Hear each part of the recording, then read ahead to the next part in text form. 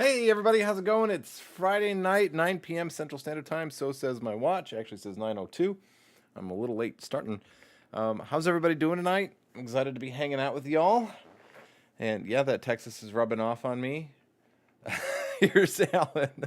Yep, that's here's Johnny. Here's Alan. If I could have any other job besides being a magician, there's two other jobs that I would consider having. One is being a Ghostbuster, which is not a real job, so I can't be that. And then the other job would be being a late night talk show host. And I don't know, maybe that'll still happen for me. I don't know, probably not. But I always wanted Johnny Carson's job. So what's up, Moon Eater? How's it going? Good to see you. Thanks for being here. Josh is here. What's up, Josh? This is cool. I'm having a good turnout tonight. Man, I didn't know if I was going to be on tonight or not. So I'm glad to see y'all here, and I'm glad I was able to make it. This weekend, I've got 3 shows that I'm doing, so I'm going to be real busy this weekend. And then it goes back to being quiet for a little bit, which I don't love. That's the thing with being a professional is that it's quasi seasonal work, and so it can be a little bit on the slower side sometimes. That's okay. It's part of the lifestyle, and it's still completely livable lifestyle and comfortable lifestyle if you can get over the ups and downs and the roller coaster of it. But I've been riding this wave for 12 years this year. I want to say full time since I've been full time. So yeah, it's part of the thing now. So it says been busy, moved out, fighting with teeth and claws to get a job contract and stuff. Well, best of luck, man. That's a lot of work. Yeah, no, I've been back. I've been back in full swing since middle of last year. I've just been going full tilt. I only worked 6 months last year, and it was the best year I ever had. Actually, I was just so busy that I mean, it was I made up for lost time for sure. Robert's here. What's up, Robert? Good to see you. Thanks for being here tonight. I'm so glad to see you. It looks like my little announcement on Discord, Facebook, and the community tab did some good. So I think I'll keep doing that. YouTube kind of is not great about leaving announcements whenever I go live. Like it doesn't tell people for a while. I found out because I'll get a message, people going, "Hey, are you still live?" And it's been like a half an hour since I closed the stream or something because they just got the notification. So YouTube, that'd be great if you could fix that. It really would be nice. Um, but yeah, I'm gonna try to my best to I'm trying my best to do every Friday night at 9 p.m. That won't always be realistic. I didn't even know today that I was going to be doing it up until about 2 o'clock today. So sometimes I can't tell. I can't tell if I'm going to be live or not. Most of the time, I'll have enough warning because I usually like to book things out sooner than a day. So, but Friday night's a pretty popular night. I might have to move it to another night. Don't know what would work best for most people. I don't know. I'm thinking about a Tuesday because Tuesdays are relatively slow. It's just I can't stay on stream as long because I stream from my bedroom, and my wife needs to go to bed because she's got a 9 to 5. She's the normal, responsible one, and I get the fun job. So, not sponsored. Um, Going to Austin in May, man. That's awesome. I'll be about 4 hours north of you. That's Austin's not real close. It's Texas, but Texas is so big. It's it's like being in another state anyway. I'm starting to start my street up. I'm going to start up my street show again soon and perform the State Street in Madison. That's awesome. I did not know that. I would love to see you. You out there busking? You got the hat and everything, or what's your style? Retired '89 is good for me. Yeah, I'm trying to save for that old retirement. It's I'm looking at like my nieces and nephews. My niece is gonna be like 13 tomorrow. My nephew is 13 today. or a couple days ago, but having his 13th birthday today. And man, I remember when they were, I remember before Evelyn was my niece. I remember her before she was, even thought of. So, um, yeah, time goes by really quick, and it's a little bit sobering. So, I'm trying my hardest to save up some of that money for retirement, looking at investments and stuff. And so, yeah, I don't want to bore you with that, but there's no 401k whenever you're a magician. You gotta do all that yourself. So it is a big state, and there is a lot of empty land in between. Well, I wouldn't say empty land. It's the land is all not all of it, but a good number of it is still farmland, which is good. But yeah, that's there's not a lot between here and Austin. You drive out of the city, and then you pretty much are you got dirt roads, or paved roads in some places now. But just driving straight through the country, because country roads all the way down, and make sure you fill up your gas tank if you're because there's no gas stations for miles and miles between cities. So yeah, I'm thinking about. I think I'm going to be back down in Austin in April. There's a thing that Brian and the rest of the Modern Rogue / Scam Nation crew have going on in April, and I was asked to be a part of that, so I think it will be April 9th. So I'll miss you by a month. I'll be back down there. Um, I have a big jar working the right hours. I'm earning $50 an hour, 50 plus an hour. That's not bad. That's not bad at all. What you might want to do is you might want to look at I don't know if you're doing restaurant magic or if you're into restaurant magic, but there is some good money to be had there too, where you could be making at least that an hour, doing 2 hours a night, and also maybe doing a couple of nights. So that could earn you some extras right there, and of course you can cross promote them, which is good. If you don't know about Gazzo, he has a booklet out called Crowd Control, which is fantastic for building large groups of people, and then also maximizing your return whenever you do your hat line. So I did a little bit of busking back in the day. I would not say I'm an expert, but I have some resources I could point you to if you are interested.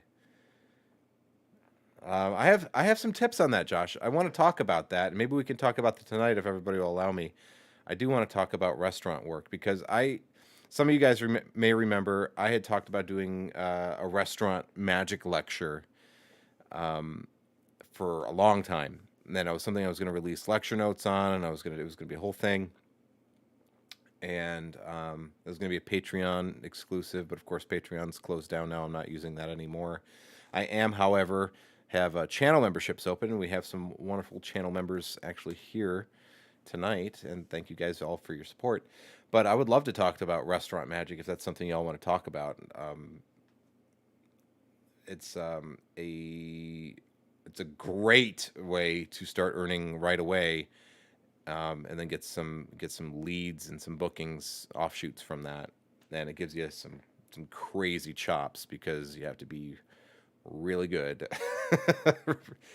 But yeah, I would love to talk about that.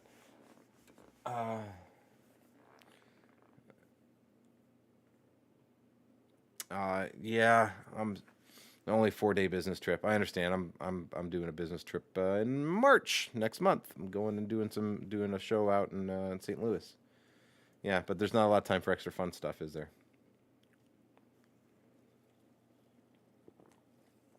Well, Tony, I have Gazzo's book, Crowd Control, but I don't know where you can get a copy. I got my copy, I don't know, 10 years ago. So I think I got it from either, I don't know. You know where I got it? I know where I got it. I got from my friend Patrick Swinford. Good dude. A college buddy of mine. But I believe that he got it from Penguin. It's also Crowd Control spelled with two Ks, I believe, so that might help. My watch is telling me that I'm going live. Yeah, I know. Control. The art of crowd keeping. Ah, that's what it's called. It's called the art of crowd keeping. I'm sorry, not crowd control. The art of crowd keeping, spelled with K, and it's available in stock at Penguin Magic. I'll leave a link here. Open in web browser. Pulling up a link for you. Here we go. Control V. Boom. There you go. That link will take you to Gazzo's book on Penguin. It's still available. It's $20. Not bad. It is a wealth of knowledge. You should definitely take a look at it if you don't know. If you haven't taken a look at it yet, it is a very valuable book. It'll help you out a lot. So restaurant magic. If I have the permission of the audience, I would love to dive into that. It's a.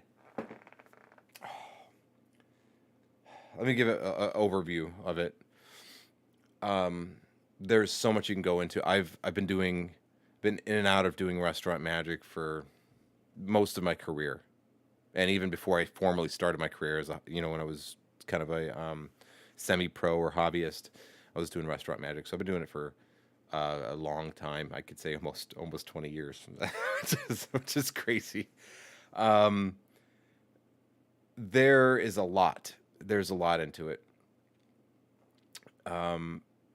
Basically, what the premise is, or what the value that you're trying to offer the restaurant, because you have to. That's the only way you do business is if you offer value, right? So, what do you bring to the table? Why would a restaurant manager want to bring you in there?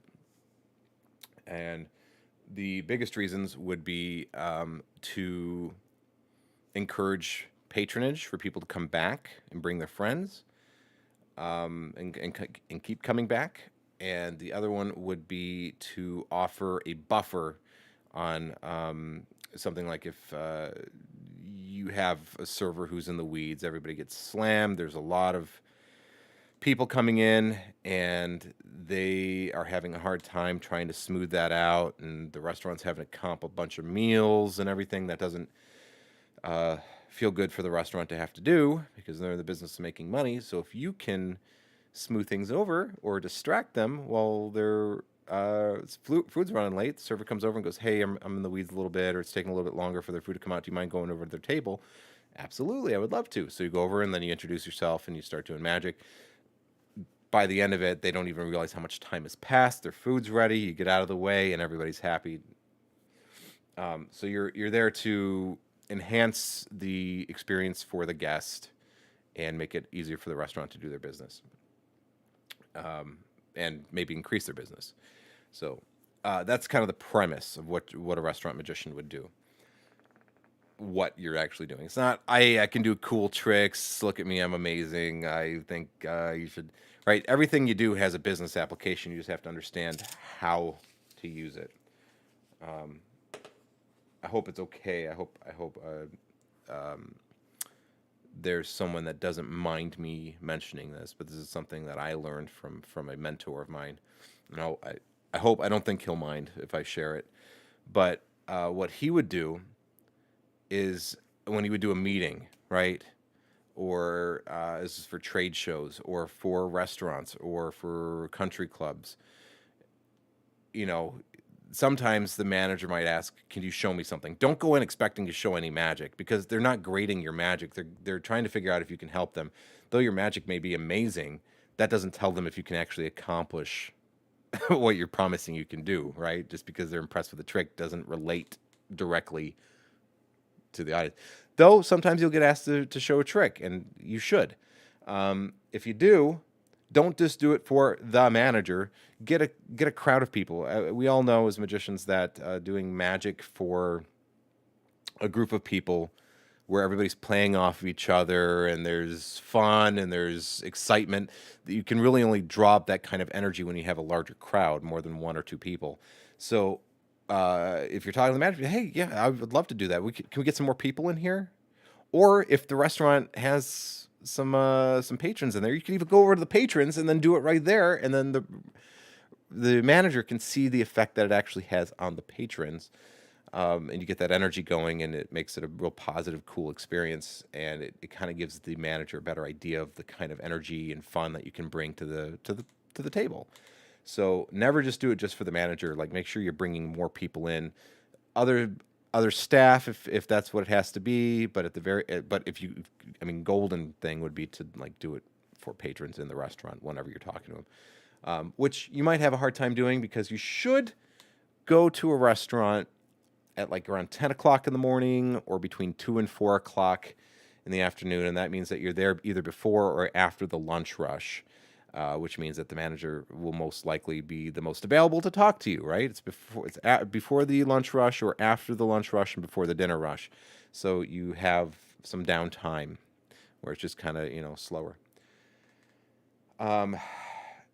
That won't always be an option because sometimes you'll run into a restaurant like a lot of the places that I like to work, and you get finer dining or steakhouses, that kind of stuff, and they're not open until 5. They don't open their doors until 5 o'clock, and then it's just business, right? And then they close their doors when they're done, right? They open to 5 to 10 p.m. or something, 5 to 11 p.m. or something. In that case, go have dinner there. Go have dinner there. Check it out on the night that you're thinking about going. Notice what's going on with the servers and how if everything's going smooth and comfortably, or if there's places where you think you could actually help by being a buffer in between. But observe, see how busy it is on that night. Is it busy enough to warrant you being there? If it's too slow, if the business is not busy enough, then selling them on the idea of you helping the servers out whenever it's busy by running interference doesn't hit home, right? But if you're like, hey, I was in here the other night with my friends, or we were having dinner or whatever, and I noticed that you guys get really slammed, and it seemed like it was taking a long time for the food to come. I think I can help you with that. Or do something. You can do something for your server. This is not an approach that I like, but if you're only got this narrow window from like 5 to 11 o'clock or something, there's no downtime for the manager, and you want to talk to them, do some magic for your server.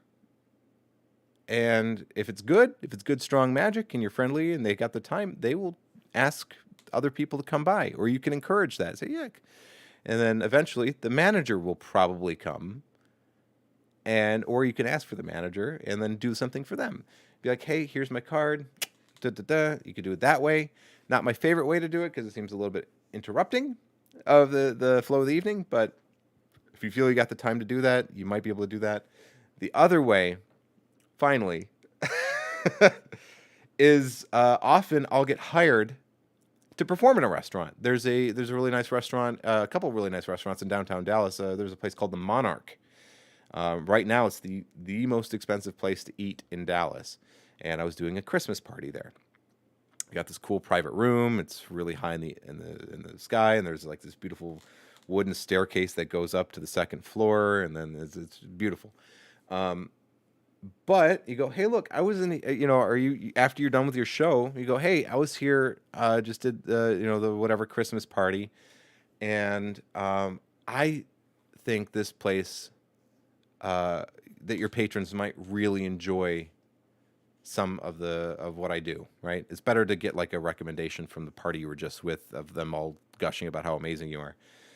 And then you can go, yeah, I was with this group tonight. They really enjoyed it. I think your patrons might really like this. I'd love to come in and give you a night where we can try it out. And you can see what I might be able to do for you.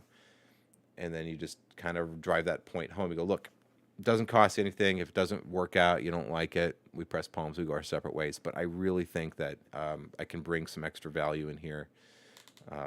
Whatever, right? And that's a way to get a foot into a door with a place that you normally wouldn't be able to approach, because how are you going to ask for the manager or talk to the manager when they're only open during really busy hours? So that's a way to do it too. But just find your foot in there. Then there's so much stuff. I'll leave it there and I'll go back to just chatting. And if you have any specific questions about that, I will love to go over that. This is something I've been doing for a very, very long time. and I don't want to say I know everything about it, but I know enough to be dangerous. So I would love to answer any questions you have. And if I don't know the answer, I'll tell you that. It's here too. What's up, It?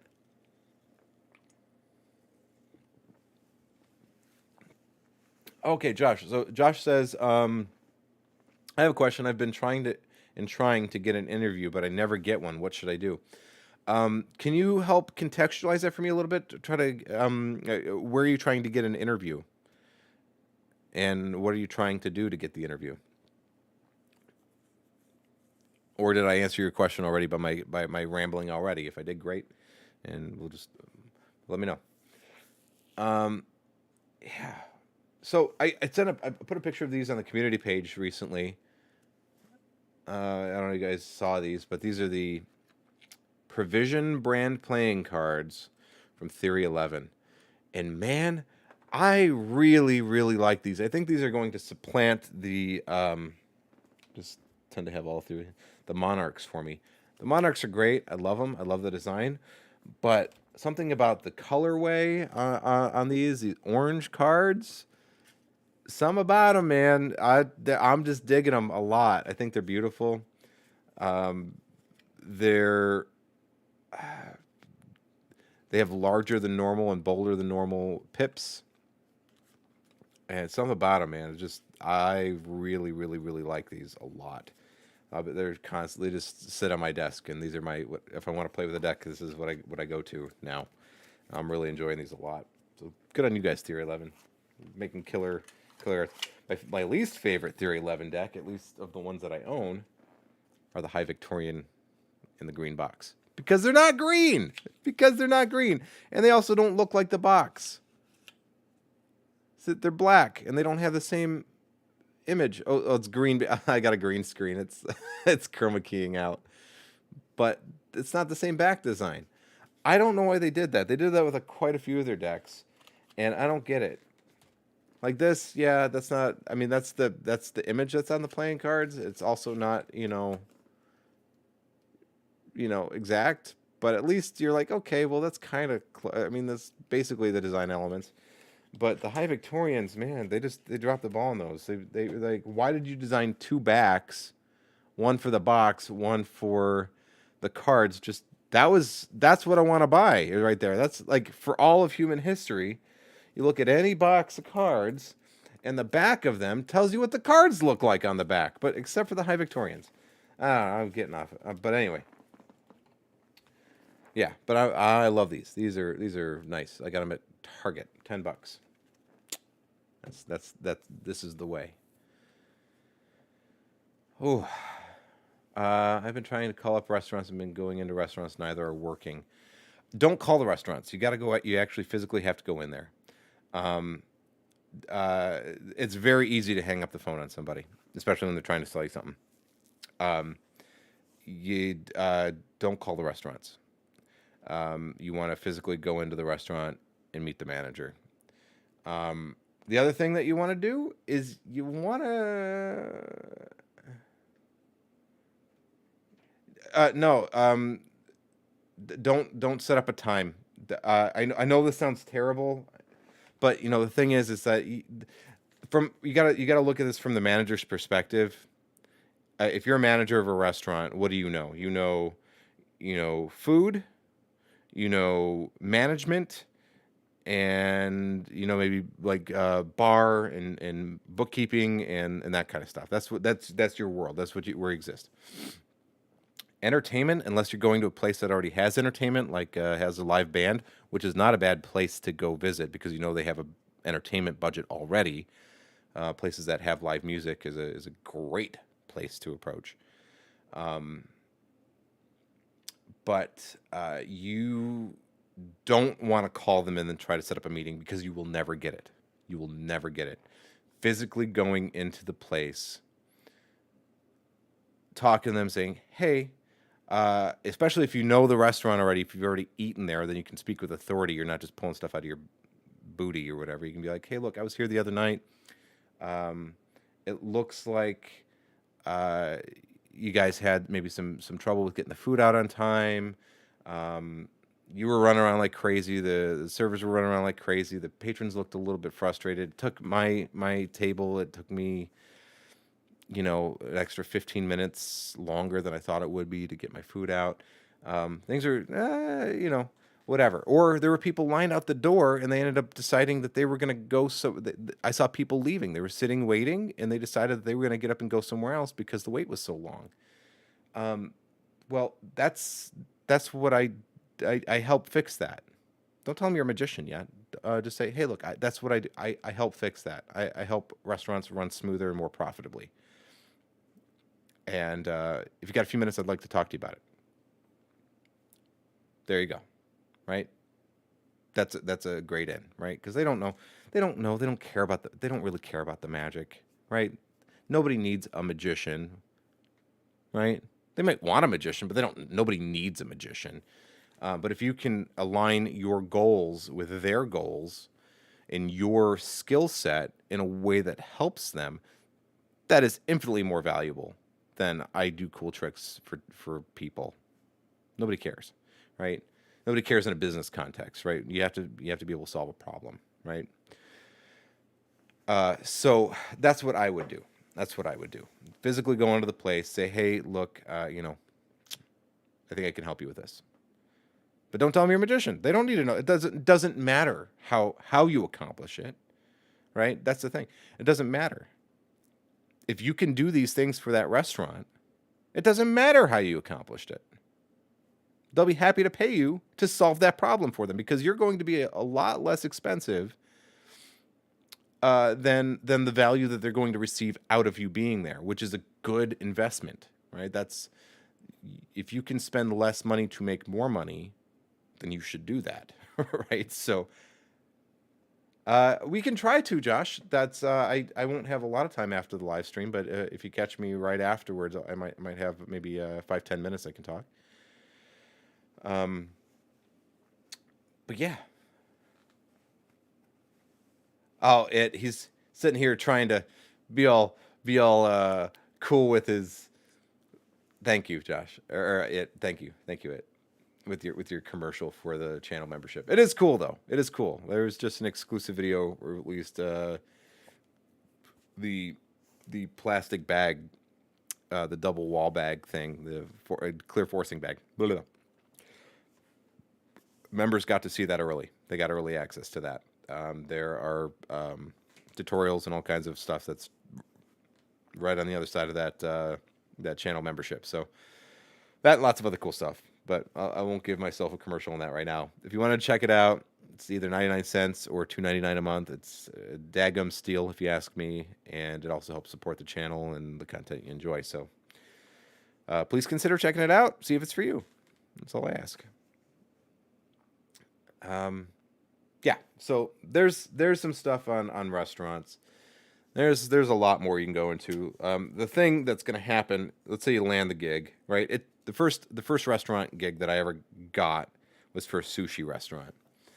And I was literally like, you want to talk about pounding the pavement? I mean, that's exactly what I was doing. I got like 100 no's before I got a yes. I drove all around town, and I went to busy downtown centers where there were lots of different restaurants, like one right after the other.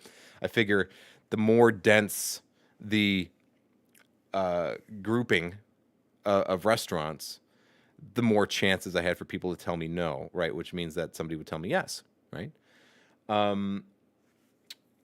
The other thing that you can do, a little ploy, is if you are in a heavily concentrated area with lots of different restaurants, including restaurants that sell a lot of the same menu, you can. I used to use this with TGI Fridays. There was a TGI Fridays that I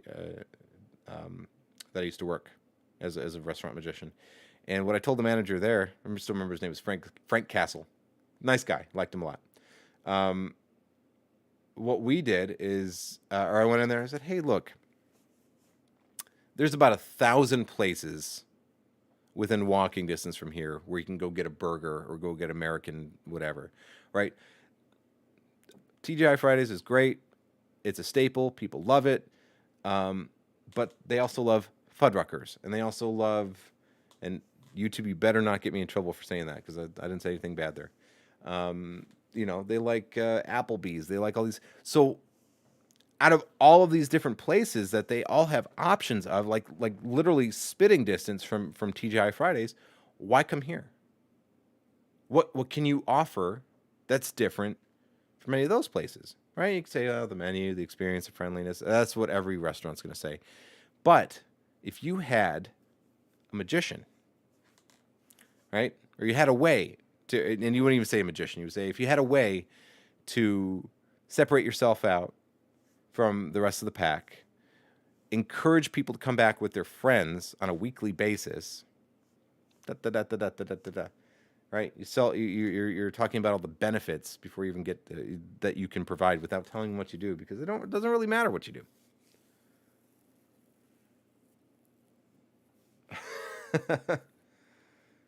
The most I can say is no. Don't take it personally. Ask questions to get the manager to see what you have to offer. Yeah, people say no. Right? Like, okay, right? I can't tell you how many times I've been turned down. I have a list here. I can't show you. There's a list of on the other side here.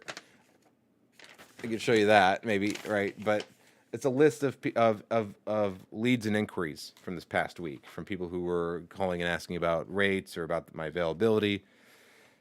I booked one off this list, but I had to scratch all the rest of them out and say, nope, can't do them. I'm either booked or I'm the wrong type of show for you, right? And let me refer you to somebody else who I think would do a better job for you. So you get like Montessori's or kids' birthday parties and stuff, which I love kids. I got 2 of them, right? I'm not a great children's magician. I'm just not. I wish I was better, but not really my clientele, not who I serve, and there are people who can do it better. So I should send it to them. Yeah. So. Yeah, but anyway, there's a long list of people here that either had to say no to me or I had to say no to them, and okay, I wish them well. There's oh well, it's just part of the thing, right? It's just part of it doesn't work out, right? Whatever. Thanks. Move on to the next one. My nerves used to get so high whenever I was going out and trying to reach people, and I always felt so. But now, it's a little bit different. I could talk about this, casually, being 12 years into my profession and having done a dozen restaurants or whatever. But yeah, it's really not that big of a deal, right? Like, you're not gonna get a no and then wake up with leprosy tomorrow or something, right? It's just no. Okay, great. All right, great. We're not a good fit for one another. Go to the next one. It'll be great whenever it meshes, when it actually happens, right? Then you know that's the right fit, and then you'll be there for a good long time. Oh yeah, Michael O'Brien. Yeah, if you guys don't know about Michael O'Brien, he's awesome. He's a good dude. I'd like to consider him a friend. We've never met in person, but I'm a big fan of his YouTube channel. We've done collaborations on both of our channels, and hopefully we can bring him back and do some more. But a good dude. If I'm ever out in LA, he's the first person I'm calling up. Well, I take that back. I'm calling my friend Trig first, and then I'm calling Michael. But yeah, no. Kids' parties are like, man, they're actually super tough, right? From my perspective, right? I'm sure there are magicians out there who just, man, they're the greatest thing in the world. They're super easy. For me, like, kids' parties are terrifying. I'm more. You want to talk about nerves or whatever that comes with like performing and stuff. I get more nerves and jitteriness and apprehension and anxiousness before a kids show than I do, getting on stage and talking to 1,000 people, right? 1,000 adults in a business setting. And I think it's just, I don't have that barometer that tells me, it's a different type of group of people that I'm talking to. I will do the occasional kids show whenever it's requested of me, and there's no one else that I can recommend, or they ask for me specifically. Yeah, I mean, I have magic that'll fit for certain age groups, but it's not my main bulk of work. Yeah, I think there are people better suited to it than I am.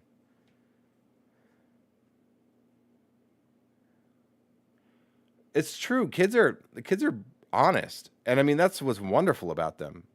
I mean they will if you suck, they'll tell you you suck, right? They're not gonna be shy about it, and it's good for every magician. I used to do tons of kid shows when I 10 years ago. That was about all I did was kid shows, and you get better really fast, and that's extremely valuable. If you can do magic for a group of kids, you can do magic for anybody. Fearless. It is a forge that, yeah. And kids are great. I love kids. I love their honesty. I love their genuine amazement when their eyes light up and they go, "Oh my gosh, that's can't," or whenever you get to be goofy and silly with them, that's wonderful too. You can be funny and goofy and silly in a way that you really can't be in other situations that I'm usually in. But it's so that's a great release, right? It's a great joy to be able to have that kind of fun and let loose a little bit. But again, bulk of my work and even a lot of my materials that I have for children's shows is I don't have anymore. I've sold or given away or whatever. I only have a couple things left. But yeah, doing kid shows will train you to be a far better magician than you are right now. Just doing a lot of kid shows. Did I ever have a manager tell me no, then had them call you once he found out you were taking customers from his restaurant?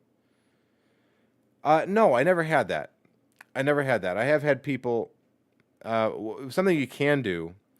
That reminded me of that though, is you can, if you want to work a lot in the same area, you can, or you don't even have to do that. But if you already have a restaurant and you're already working that one and it's going well, and you go out to go find a second one, keep more nights during the week where you're working. What you can do is you can say, "Hey, look, you know what? Love to offer you a free night here, but I see maybe you're, on the fence a little bit. Here's what I'd like to do. I'd like you to do. I'm performing at XYZ restaurant on Thursday nights. I'd like to have you come as my guest. I'll buy you dinner. Come check it out. You can see it in action." Right? And you can do that. And then they just make sure that they come on the night that you're performing, and, you buy them dinner, eat, okay. But yeah, I mean, there's ways to, there's so much. There's so much you can learn. There's so much you can learn about like running like magic as a business from restaurants. It is a great place to just jump your feet right in. And the barrier to entry is actually extremely low. Like, it's a lot easier to go find a restaurant to perform in than it is to find a multi-$1,000 corporate gig, in another city, right? That's a much taller order, right? To do that, you have to have quite a bit more of a foundation down and a network, and a methodology for marketing that'll allow you to do that. Where with restaurants, you can just walk in, you just say, "Hi, my name's Alan. I'm pleasure to meet you. Thanks for taking the time to talk to me. I have something you might want to hear," right? That's way easier, and it can pay really well, right? Because if you negotiate, a tip, base pay with the restaurant plus tips, and then you can market to all of the patrons that come in there. I mean, I haven't. There's a sushi restaurant, the sushi restaurant that I used to work. I worked there for 6 years, and then they had a change of ownership and management, and then they cut all the live entertainment. They had a DJ there, and they also had me. And I worked like at one point 4 of their locations around the DFW area, and I was with them for 6 years, and I had a great relationship with all of them. I knew the manager's kids. I knew, I watched the kids of the patrons. I watched all their kids grow up, and I'm still friends with a good number of those people that I met at the restaurant. I'm friends with them. I'm friends with them on Facebook. I know how they're doing. I'm talking to them. It's just, It's got longevity to it, right? And that all those people will remember you and will call you first. I can't tell you how many people I met from that restaurant. Like that's what got me. That's what really springboard my career in magic was that, because then suddenly I'm having to learn how to record. I'm self-employed, so I have to see how to like record my income and remove money for taxes. I have to have business cards to promote my stuff. Had to build a website to send people to. Had to build a social media presence to let people know when I was appearing, and all that marketing and communication. I booked a lot of gigs from that. They'd see me perform there, and they're like, "Hey, we have a party coming up. I would love to have you at," or "Oh, my company is doing this, and I would love to see if you'd be great." Yes, I do that. Yes, boom, psh, there you go. Right, because now you're in front of people every week. You're in front of new people every week, and you're making good impressions. It's a great situation to be in. It starts to fall off whenever you start doing more. Uh, like I'm in a position now. Like I don't think I could take a restaurant again. At least not right now.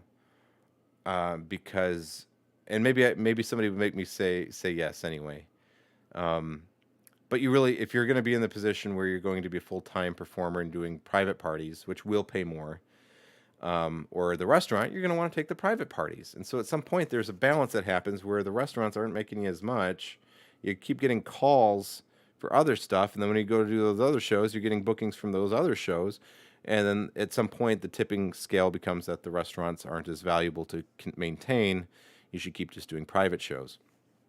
And that, I mean, but that's not always the case, right? Like I have some close magician friends who have been in business for way longer than I have and still have a restaurant because it's a great base to market yourself further, right? It's fantastic. You get paid to market yourself. That's crazy. What other industry can you say that? So, yeah, but yeah, now I'm in a position where I'm like, I'm getting booked on nights and weekends, and so I can't really take restaurants. The way around that is to have another magician friend that you know and know their show and trust them and to do a good job and not to try to steal the restaurant from you. And then you can have them cover for you on the nights that you have to go do a private show. And you do that. And I'm that guy a lot of people call. I have, again, with those magician friends of mine, they'll call me up and they'll say, "Hey, look, I got a gig this night. Are you available?" "Yeah, I got it. It's covered. Don't worry about it." And I'll go do that and I'll help them out. It's good stuff. Anyway, restaurants are great. Restaurants are a fabulous way to start a magic business.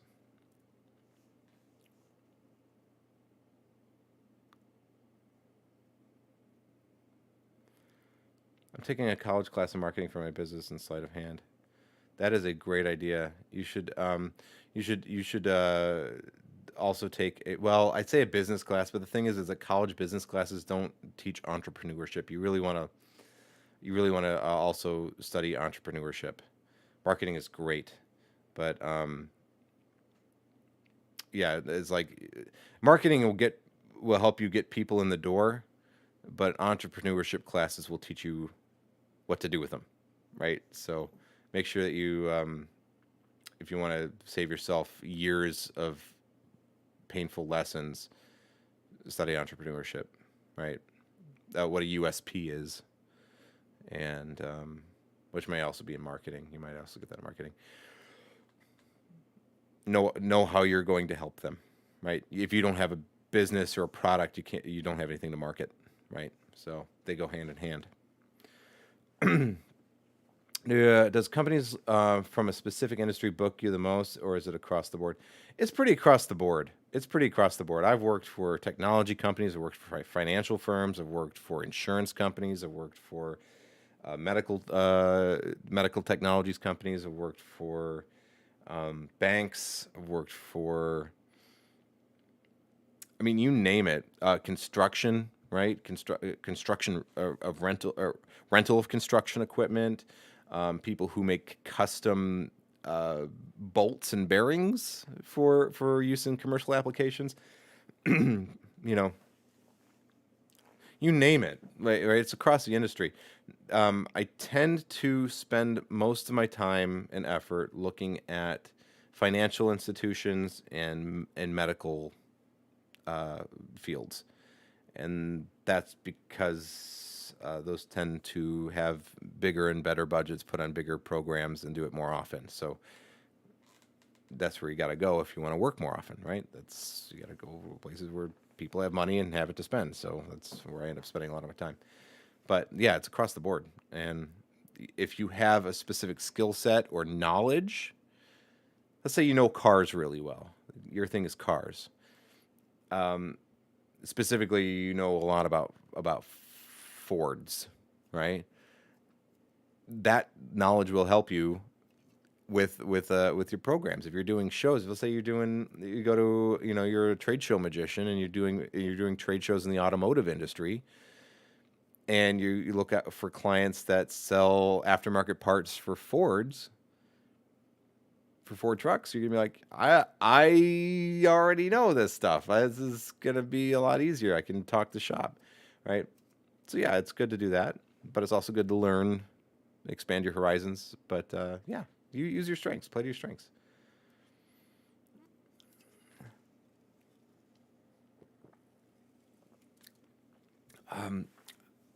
Yeah,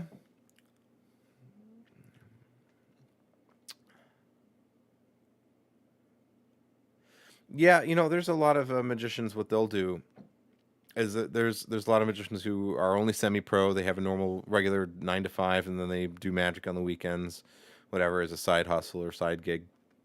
That's totally cool, and I get it. I understand that. That's a smart and safe way to do things, right? I jumped in with both feet, and it happened to work out. But then there is always the geez, I hope the phone rings. There are moments in the year where it's like, okay, all right, I hope. I've been in it long enough now that I'm like, yeah, no, I'll book some more stuff. It's good, right? Like I don't worry about it. But yeah, in the beginning it is very tough, and in the beginning was very humble, right? At that, whenever I started my magic business, I was living in a $600 a month studio apartment with my wife, or my girlfriend, who's now my wife, who had a job, right? And so, like, it was my way to get out from unemployment. I lost my job during the housing market recession thing in 2007, 2008. And that was when I had my last real job.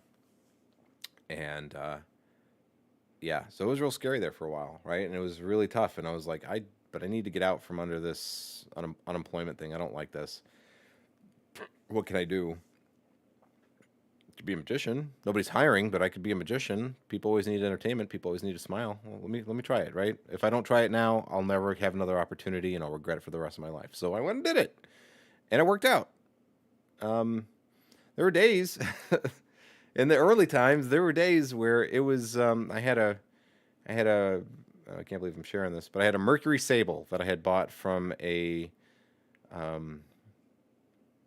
Where did I buy it from? It was like a no credit check, extremely high interest rate place, right? I bought a Mercury Sable from there. And then everything was going fine, and then I lost my job, and then I couldn't find another job, and I still owed a car payment, and I was worried my car was going to get repossessed. I didn't have enough money for gas at the time, so like I would go out to places, I would drive out to busy city streets and corners, and I would go busk, lay my hat out on the ground, and hope that I made enough money that I could put gas in my car and drive my car back home. Right? It was very humble beginnings. And I went from that to where I'm at now. But that was a lot of hard work and a lot of fear, and that's what really motivated me. And now I'm in a position where I need to get that fear and that hunger back. It's like the beginning of any Rocky movie. Yeah, you're like, yep, I'm the champion. I'm comfortable, and then you go, oh no, I need to be uncomfortable. If I'm comfortable, I can't grow. So I constantly push myself to be uncomfortable. You have to. But yeah, there were some really very humble beginnings, very humble beginnings. But it all started with the restaurants. it's good to have have a transition. Yeah, just like you're saying, Josh, just have a way to go. I could be booking shows. People are calling me for shows. If I took all the shows that people called me about and I had to turn down, I would have made more money than I would have made at my 9 to 5. And so, well, I guess I should maybe try doing the magic. So yeah. Moon Eater says, if you do promotion, should have a standard, or what kind of job will you do, like perform an event or VIP party, or just hanging around the store fishing for people? All right, I gotta read this.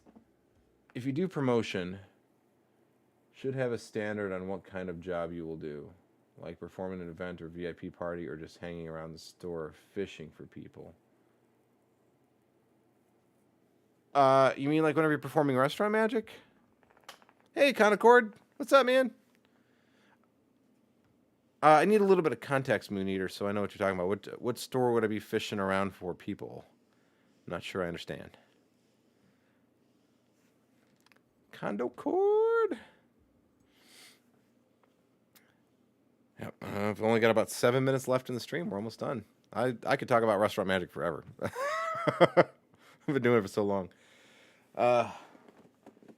Yeah, my thing now is, like finding what marketing works and then doing more of it. Like, it's still experimentation. Like, for me, like I have a certain client that I'm going after, and it's a new client that it's a client that I used to get by accident or happenstance, but I've been getting them on purpose more recently, and it's something that I want to keep going after and keep actively searching for, because the times that it happened, it was kind of reactive, and I want to be proactive. So I'm learning as much as I can about that customer and where they live, and not specifically where they live, but where they spend their time, where they what they like to do, and where they get their information, and how they would find me, and then spend more time in those areas. And I've got a plan for that. So I've going to be busting hump this year on trying to get as much of that going as possible. So,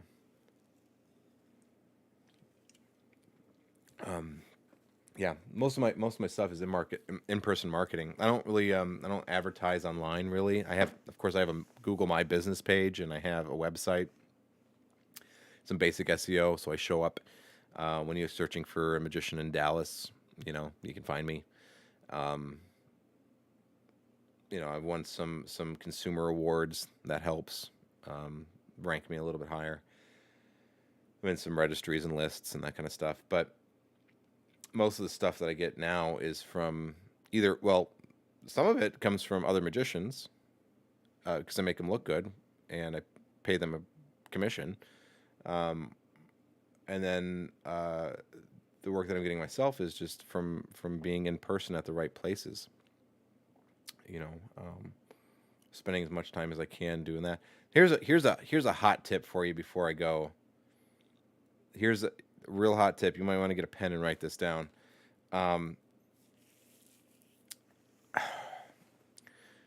Whether you're doing a birthday party, corporate event, whatever, don't leave as soon as you're done. Right? Unless, of course, don't be a nuisance. Don't be like,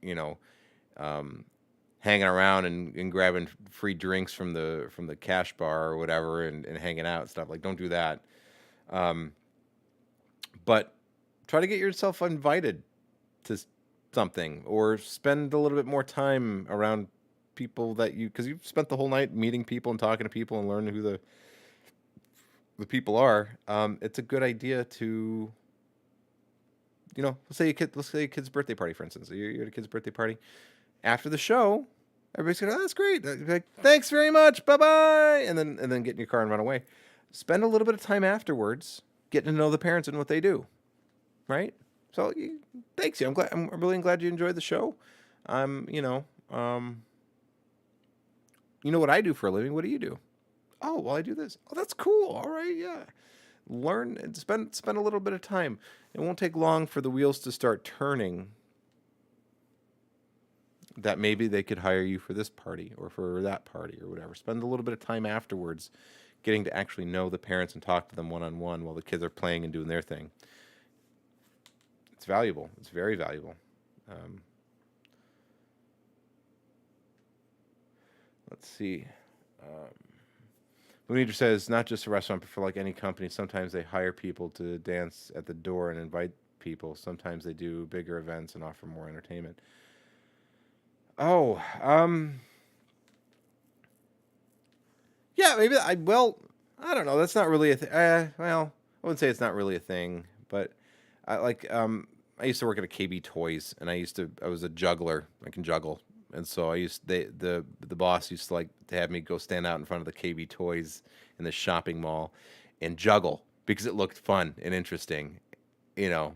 And so people would want to come by and go, "Wow, that's cool! You can juggle! Wow!" And there's a little bit of way to catch people's eye and bring them into the store. So I used to do that a lot. I got paid to juggle before I was even a professional magician, which is kind of awesome. But yeah, I mean, I don't have a lot of experience in that kind of marketing. It sounds kind of like, what is that most like? That's kind of like mostly like trade show, I want to say, because you're trying to attract people to an area to learn more, right? With the trade show, the typical way that the trade show magician will work is they'll, in some way, it works a lot like the art of crowd keeping in street magic. You need to build an edge, right? You need to bring in those first couple of people, and once you do that, that first group of people the spectacle of a group of people gathered around watching something will bring more people in and go, what's going on over there? I wonder what that is. And they'll start peeking over, and then they start building your crowd up. So being able to learn how to build that edge and start getting that group in, keeping them the whole time. You start with something small or whatever, you're really just you're just engaging people as they walk by, and then you can transfer that into a presentation about the product and its strengths or whatever. That's still magic, but you're helping people understand what the booth's about and what the product is and what's on offer at the thing. But yeah, I mean, that's about my only experience with something like that. Trying to, yeah, I don't know about dancing at the door. That sounds like some places that I've never visited. Moon Eater.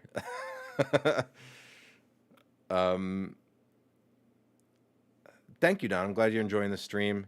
Would you be able to do one on setting up a website for the not so tech savvy? Yeah, what you want what's called a Wysiwyg editor. I use a service called Weebly. There's also Squarespace, and which I'm sure you've seen a lot of commercials for and everything. I like Weebly because it's owned by Square, and Square is who I use to control almost all of my business. All right, so I like that there's Square integration already in it. Makes it really smooth and simple. But you want what's called a Wysiwyg editor, or what you see is what you get. Wysiwyg. And that's as simple as dragging and dropping panels onto, like, it gives you a mock-up of your website, which is basically a blank slate. You can choose templates, and it'll show kind of where pictures will go, and it'll have placeholders for photographs, so just a random photograph and basic whatever. And you drag over whatever tiles you want, and then you fill out the text for those. And that's really about the extent of it. It's really quite easy, and everything's labeled, so okay, well, this is the place where I put a carousel that shows the pictures as they will go by on however many seconds you want it to pause on each photo and automatically play them, or whatever. Weebly is a great source for that. I love them, and they're also free or really cheap. I think I spend like $60 a year hosting my website. I just have a basic website. It doesn't have anything fancy on it, because I don't need it to. I can share YouTube links, so if I have any video I want to share, it's just playing the YouTube video, and then I have some photographs that I've uploaded.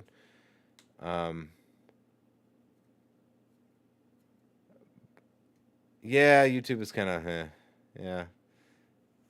I understand. There's some room for improvement with YouTube, and I'm sure they're going to get there. There's some stuff that they've been updating and changing a little bit. So hopefully they're still a living and breathing platform that's still going through changes. You know what I'd like them to bring back is reactions. Or I don't know if that's what they call them, but there used to be on YouTube, you used to be able to do a thing where if somebody posted a video, you could tag their video with your own video and respond to them. I think it was called video responses. So you used to be able to see other people responding, other people's videos responding to the video that you were watching. So there'd be just like a little tray at the bottom that say video responses, and you could see like a little view count for each of those, and then you would be able to react or watch reactions. And I thought that was really cool, and I'm sad that's gone. That would have been cool to have back. But yeah, Don. Because it's a product I know and I use, and maybe they'll give me a sponsorship. Weebly.com. You can get a free account if you want to have whatever your website .weebly.com. But honestly, if you want to run it as a business, I would recommend you almost always. I don't think there's a reason not to. Just buy a domain. It's $10 a year, and then you're paying $60. You're paying less than $100 a year to have a website and to have a domain. That's very cheap. It's very cheap. You know, if you're doing any show, that one show should cover that, right? But yeah. Go to Weebly.com, check it out. I think that's cool. Also, check out oneandone.com. Oneandone.com is where I buy my domains. I mean, you can buy domains that are like $1 a year or something like that. Try to go with a .com if you can. I wasn't fortunate enough to. I had to get a .net, which kind of eh. But yeah, and make it something memorable and easy to spell. That's the other thing. And then when you have the domain, you can get a website or an email address at that domain. So instead of having something at gmail.com or at Yahoo or at Hotmail or whatever, that's like it sounds harsh, but and anybody watching this in the future who's watching this, it'll sound harsh, but it reeks of amateur. It reeks of side gig. If you want to be like, no, I'm the thing. I'm established, I'm a business, and I'm somebody you can trust. It's really not expensive at all to get a email address at your website, right? You get that in a lot of packages already. So get like your whatever your I don't want to say Richard Sanders. That's the first name that came to mind. But you want to get Richard at richardsanders.com. You don't want to get richardsanders at gmail.com. Which one would you rather buy from? Which one instills more trust and more that they're a professional and have polish? Not that Gmail, right? Or not at the Hotmail or whatever. It's so cheap, there's no reason not to, right?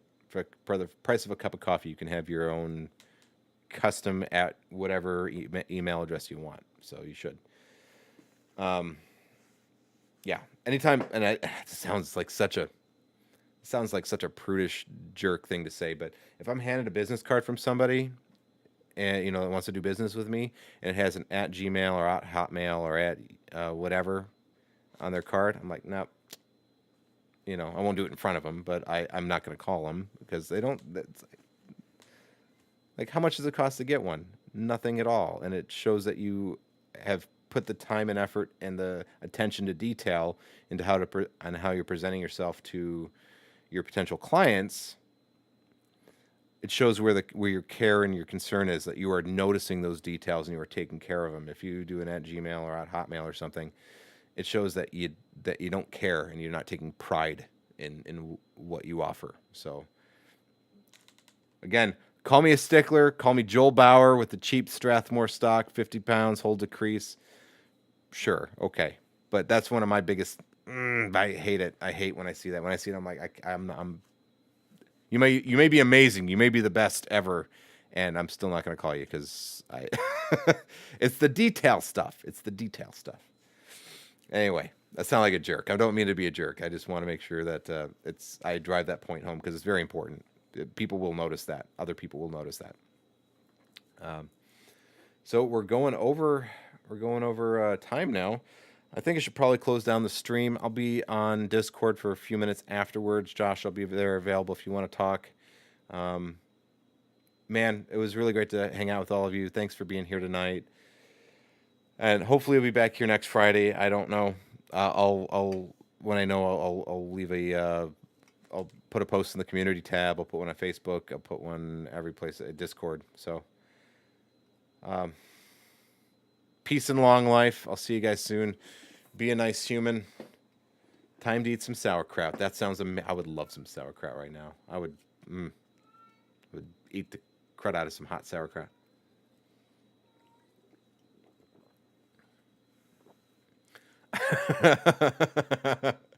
Good night, guys. Be well.